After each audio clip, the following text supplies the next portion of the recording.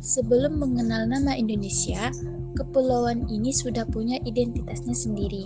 Dalam catatan kuno bangsa Tionghoa, wilayah ini disebut Nanhai yang berarti Kepulauan Laut Selatan. Catatan India kuno menyebutnya Dwi Pantara, artinya Kepulauan Tanah Seberang. Sementara dalam tradisi Nusantara sendiri, nama yang dikenal adalah Nusantara, berasal dari bahasa Sanskerta.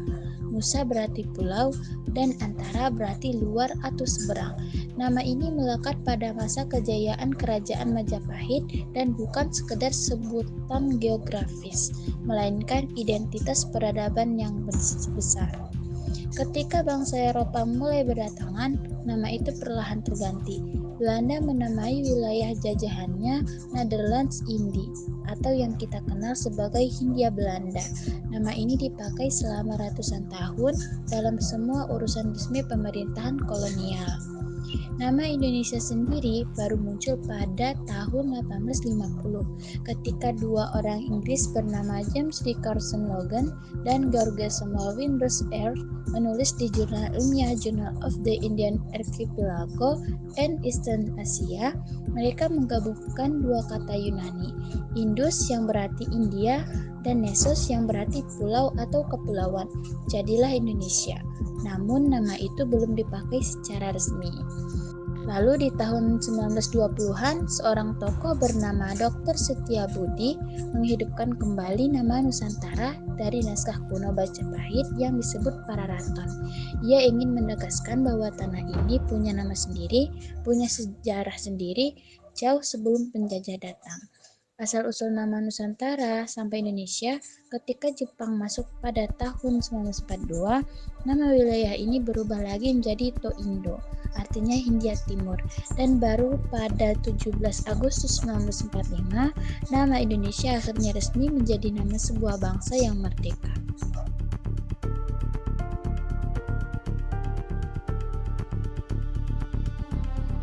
Kenapa Jepang datang ke Indonesia? Untuk memahami kenapa Jepang tiba di Indonesia, kita perlu melihat belakang lebih jauh. Selama hampir 2 abad, Jepang menerapkan kebijakan isolasi yang disebut Sakoku. Tidak ada kapal asing yang boleh masuk dan tidak ada orang Jepang yang boleh keluar. Kebijakan ini berjalan dari 1639 hingga 1854. Segalanya berubah ketika restorasi Meiji dimulai pada 1868. Jepang membuka diri terhadap dunia dan menjalani modernisasi besar-besaran. Dalam bidang pendidikan, Jepang mengadopsi sistem barat, membangun sekolah dasar yang merata dan mengirim mahasiswa ke luar negeri. Dalam bidang ekonomi, produksi pertanian meningkat 2 kali lipat dalam 30 tahun. Industri tekstil dan baja berkembang pesat, dan perusahaan perkapalan Jepang mulai mampu membuat kapal berukuran besar. Dalam bidang militer, angkatan darat mereka mencontoh Jerman, sementara angkatan laut mencontoh Inggris. Kemajuan ini membawa Jepang ke panggung dunia. Puncaknya pada 1905, Jepang mengalahkan Rusia dalam perang Jepang-Rusia. Bagi dunia Asia, ini sangat bermakna. Untuk pertama kalinya, bangsa Asia mengalahkan kekuatan Eropa. Tapi kemajuan pesat ini juga membawa tekanan baru. Penduduk Jepang terus bertambah sementara sumber daya alam di dalam negeri terbatas, terutama minyak bumi yang sangat dibutuhkan di industri. Pasar dalam negeri juga tidak cukup menampung hasil produksi. Di sisi lain, Jepang menghadapi diskriminasi dari negara-negara barat dalam berbagai perjanjian internasional, termasuk pembatasan imigrasi orang Jepang ke Amerika Serikat dan Australia. Dari situasi itulah lahir semangat ekspansi. Jepang membangun doktrin Hako Ichiyo yang secara harfiah berarti 8 penjuru dunia di bawah satu atap. Doktrin ini menyatakan bahwa Jepang sebagai bangsa yang lebih maju berhak memimpin Asia. Mereka menyebutnya lingkungan kemakmuran bernama Asia Timur Raya. Di balik slogan yang terdengar mulia itu tersimpan ambisi penguasaan yang nyata. Ketika Perang Dunia II meletus pada 1939 dan Jepang berdiri di kubu Porus bersama Jerman dan Italia. Semenjak Belanda bergabung dengan pihak sekutu, semua jalur dagang antara Jepang dan Hindia Belanda terganggu. negosiasi untuk mendapatkan pasokan bahan bakar pesawat dari pemerintah Belanda gagal pada Juni 1941. Jepang tidak punya pilihan selain merebut Kaso.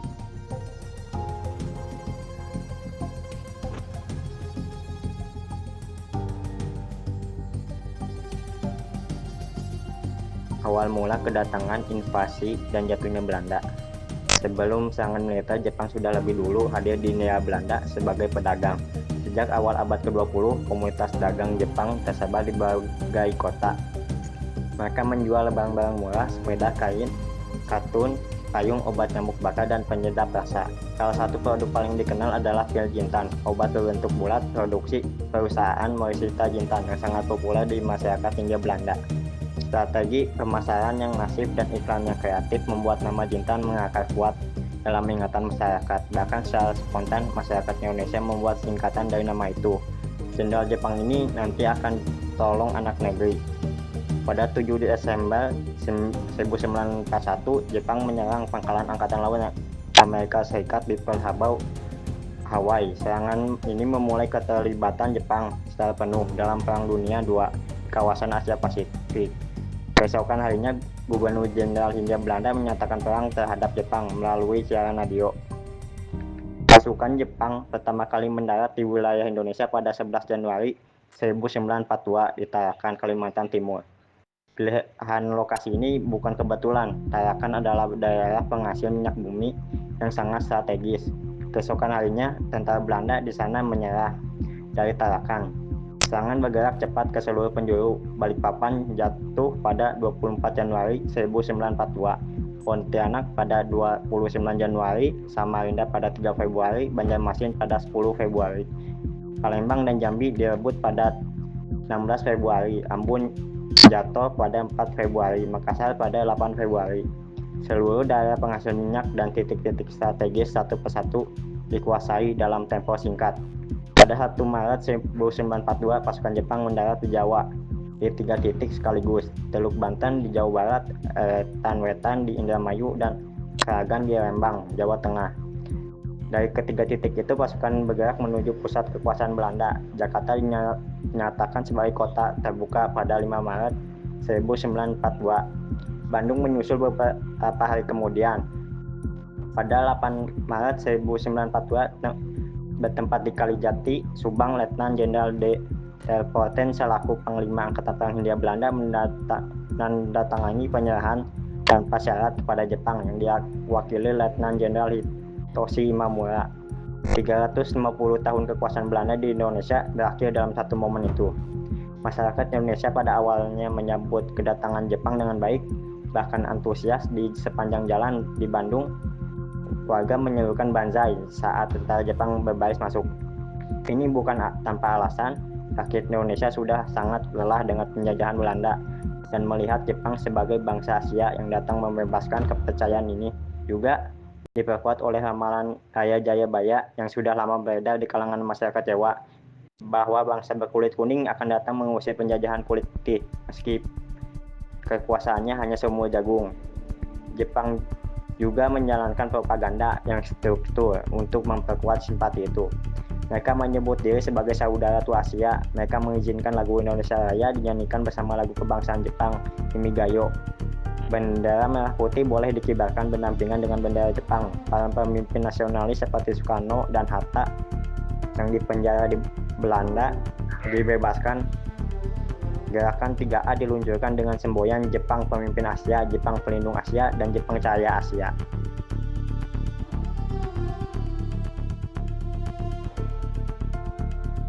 Pendidikan di masa pendudukan Jepang. Pada masa Belanda, pendidikan formal adalah hak yang tidak merata. Hanya kalangan menengah ke atas yang bisa mengayam bangku sekolah secara formal. Rakyat biasa, petani, dan buruh nyaris tidak punya akses. Jepang mengubah struktur itu. Meskipun motivasinya bukan untuk mencerdaskan bangsa, Jepang secara resmi menghapus diskriminasi dalam pendidikan. Semua anak dari lapisan masyarakat manapun berhak bersekolah. Jenjang pendidikan distandarisasi 6 tahun untuk sekolah dasar, 3 tahun untuk sekolah menengah pertama, dan 3 tahun untuk sekolah menengah ke atas. Sistem jenjang ini masih kita gunakan hingga hari ini. Bangsa Indonesia ditetapkan sebagai bangsa pengantar di sekolah. Menggantikan bahasa Belanda, para guru diwajibkan mengikuti kursus bahasa Jepang. Dan murid-murid diwajibkan menghafal lagu kebangsaan Jepang Kimigayo. Kurikulum disesuaikan sepenuhnya untuk kepentingan perang. Murid mendapatkan latihan dasar kemiliteran, penanaman nilai-nilai Bushido atau semangat prajurit Jepang, dan indoktrinasi untuk mendukung cita-cita kemakmuran Asia Timur Raya. Meskipun tujuan Jepang dalam bidang pendidikan lebih condong pada indoktrinasi dan mobilisasi, ada beberapa dampak yang dirasakan positif oleh Indonesia dalam jangka panjang. Penggunaan bahasa Indonesia yang diperluas memperkuat identitas kebangsaan. Penghapusan sistem diskriminatif Belanda membuka akses pendidikan yang lebih luas. Dan kerangka jenjang pendidikan yang diperkenalkan Jepang menjadi dasar sistem pendidikan nasional Indonesia.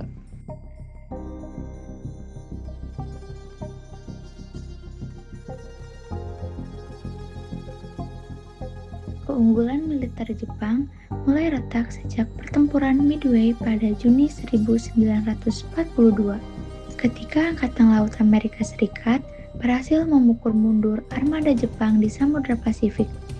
Dari titik itu, posisi Jepang terus melemah. Satu demi satu, wilayah yang mereka kuasai direbut kembali oleh pasukan sekutu. Menyadari posisinya yang semakin terdesak, Jepang mulai memberi konsesi kepada Indonesia. Pada 1 Maret 1945 dibentuk BPUPKI atau Badan Penyelidik Usaha Persiapan Kemerdekaan Indonesia. Tugas badan ini adalah menyelidiki dan mempersiapkan segala hal yang diperlukan untuk kemerdekaan Indonesia. Pembentukan BPUPKI diketuai oleh Dr. Rajiman Widioningrat. Lalu, sidang pertama BPUPKI pada 29 Mei sampai 1 Juni 1945. Sidang pertama BPUPKI membahas dasar negara. Beberapa tokoh menyampaikan gagasannya.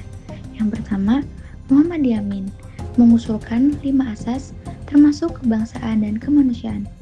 Yang kedua, Soepomo mengusulkan konsep negara integralistik. Lalu yang ketiga, Soekarno pada tanggal 1 Juni 1945, Soekarno menyampaikan pidato yang melahirkan konsep Pancasila. Hari itu kemudian dikenal sebagai Hari Lahir Pancasila.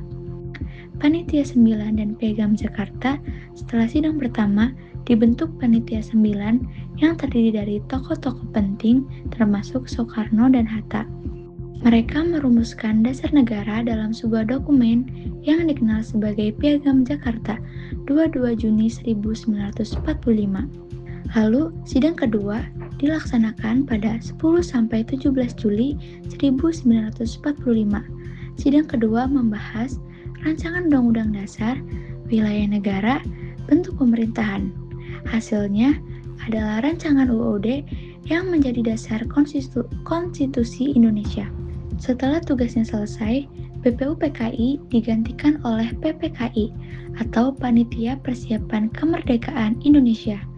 Untuk melanjutkan proses tersebut, pada 6 dan 9 Agustus 1945, 2 bom atom dijatuhkan, satu di Hiroshima dan satu di Nagasaki.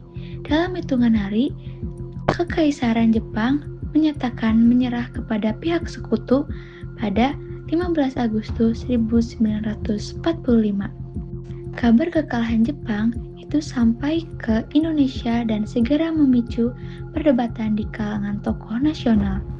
Golongan muda yang diwakili antara lain oleh Khairul Saleh, Wikana, dan Sultan Sajarir menginginkan proklamasi kemerdekaan disegerakan dilaksanakan tanpa menunggu persetujuan dari komitmen bantuan Jepang manapun. Golongan tua yang diwakili Soekarno dan Hatta lebih berhati-hati dan ingin memastikan prosesnya berjalan dengan tertib. Perbedaan pandangan ini memuncak pada 16 Agustus 1945, pukul 4 pagi, ketika Soekarno dan Hatta dibawa oleh kelompok pemuda ke Rengas Dengklok, sebuah kota kecil di sebelah timur Jakarta, untuk dijauhkan dari pengaruh Jepang yang masih ada. Setelah perbincangan panjang dan berbagai pertimbangan, kedua tokoh itu akhirnya sepakat untuk segera memproklamasikan kemerdekaan. Malam itu, mereka dibawa ke rumah Laksamana Tadashi Maeda, seorang perwira angkatan laut Jepang yang bersimpati kepada perjuangan kemerdekaan Indonesia. Di sanalah teks proklamasi dirumuskan dengan mesin tik yang dipinjam dari perwira Jerman